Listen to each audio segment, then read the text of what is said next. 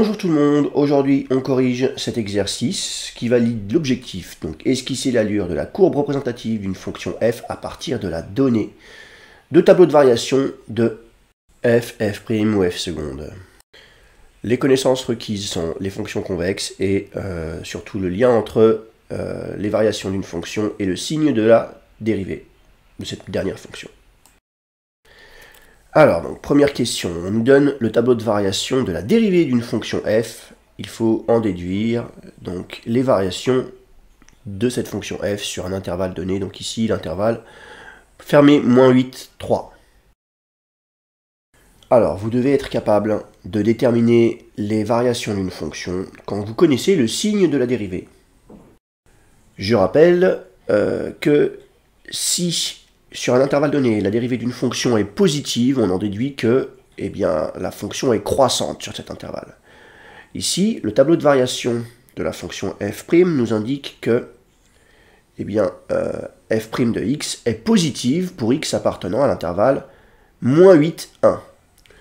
On en déduit donc que sur cet intervalle, la fonction f est croissante.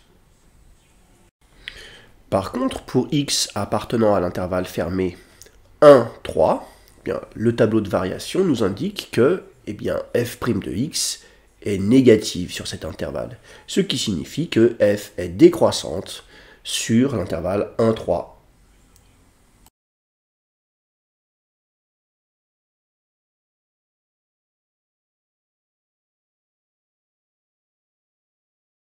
Ceci va nous permettre de dresser le tableau de variation de la fonction f.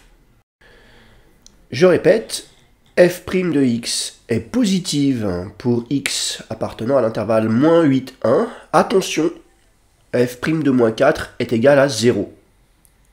Ça c'est important pour le tracer tout à l'heure.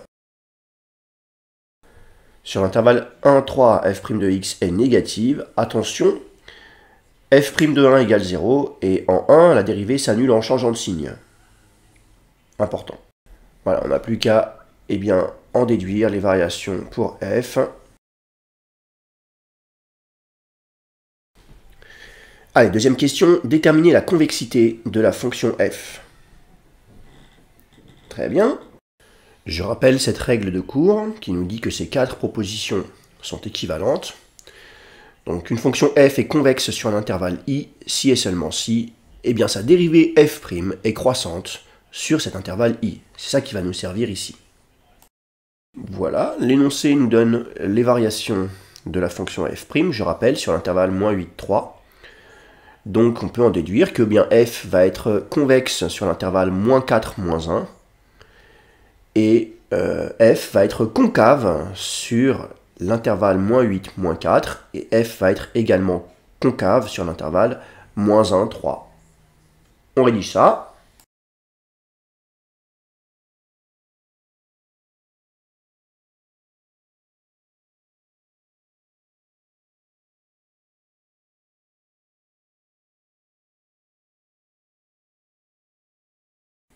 Voilà, on peut également l'inscrire dans le tableau qu'on a fait au-dessus. Alors, j'ai mis des points d'interrogation dans le tableau de variation, puisqu'on ne connaît pas la valeur de f en -8, ni même en -4, ni même en -1, ni en 1, ni en 3. Ce qu'on connaît, c'est la valeur de la dérivée de f en ces points. C'est déjà quelque chose d'intéressant. Enfin, intéressant peut-être pas, mais en tout cas qui va nous être utile. Sûrement. Très bien, dernière question, tracer dans un repère une allure de la courbe représentative de la fonction f, ainsi que les tangentes horizontales. Alors attention, il y a plusieurs réponses possibles, bien sûr, puisqu'on ne connaît pas la valeur de f en -8, -4, -1, 1 et 3. Donc on va donner une allure possible. Première chose qu'on peut prendre en compte, c'est que f est croissante sur -8, 1, et décroissante sur 1, 3. On ne connaît aucune valeur de f. Voilà, donc je vais mettre des points qui vont avoir pour abscisse -8, -4, -1, 1 et 3, en essayant de respecter le fait simplement les variations de f sur ces intervalles.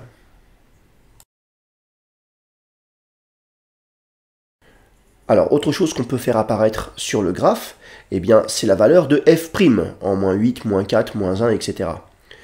Je rappelle que eh bien, le nombre dérivé de f en -8, par exemple, eh bien, est égal au coefficient directeur de la tangente à la courbe représentative de la fonction f en -8, qui est égale à 4. Autrement dit, c'est moi qui ai choisi arbitrairement le point de C de f d'abscisse -8, mais la tangente en ce point va avoir pour coefficient directeur 4. Et ça, il faut que je le fasse apparaître sur le graphe. f' de -4 égale 0, ce qui signifie que la tangente à C de f en -4 est horizontale.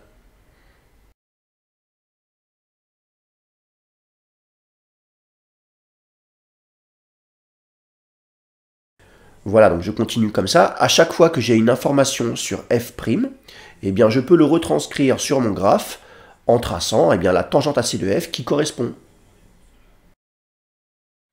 Une dernière chose à mettre en évidence sur le graphe, la convexité.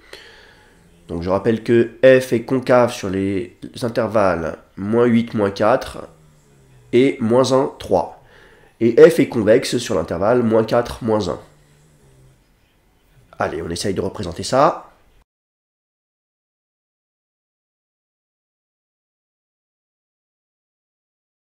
Allez, on commence sur l'intervalle -8, -4, f est concave. C'est-à-dire que son graphe doit être situé en dessous de ses tangentes. Voilà, c'est à peu près le cas. Maintenant, sur l'intervalle -4, -1, f est convexe.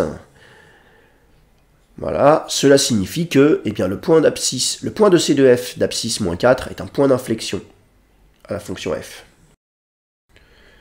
Sur l'intervalle -1, 3, f est concave de nouveau.